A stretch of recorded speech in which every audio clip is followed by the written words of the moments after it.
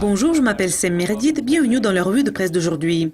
Après 4 jours de négociations intenses entre la Grèce et ses créanciers internationaux, l'accord est encore loin d'être conclu. Dimanche soir, le premier ministre grec Alexis Tsipras a rencontré le ministre des Finances Yanis Varoufakis pour discuter et examiner l'état des pourparlers. Athènes espère qu'il y aura suffisamment de progrès cette semaine, ce qui va permettre à la Banque centrale européenne d'assouplir les conditions de liquidité et d'éviter un défaut qui pourrait arriver ce mois. Un représentant officiel a indiqué que le gouvernement grec vise à parvenir à une conclusion réussie de la prochaine série de pourparlers avant mercredi.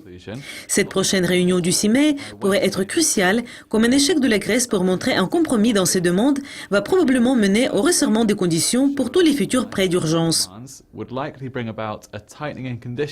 Gabriel Sakellaridis, un porte-parole du gouvernement grec, a déclaré ce week-end que « Il est clair que nous avons besoin de conclure un accord intérimaire le plus tôt possible pour débloquer les situations.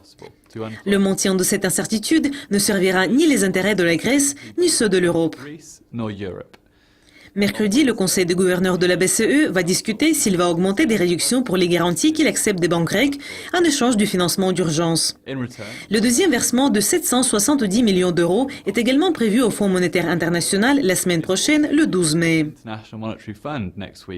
M. Tsipras aurait dit à son cabinet qu'il est sûr de conclure un accord avec les créanciers internationaux, malgré des signaux contradictoires des autres membres du gouvernement au cours du week-end. L'indice d'action de la bourse d'Athènes a bondi à 6,1% en avril, ce qui est la plus grande hausse en Europe occidentale. En plus, les obligations grecques sont retournées à 13%, tandis que les titres à travers les régions ont chuté, ce qui témoigne de l'optimisme des investisseurs que l'accord sera conclu.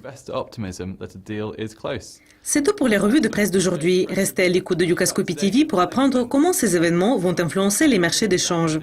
Mais pour le moment, au revoir. Bye for now.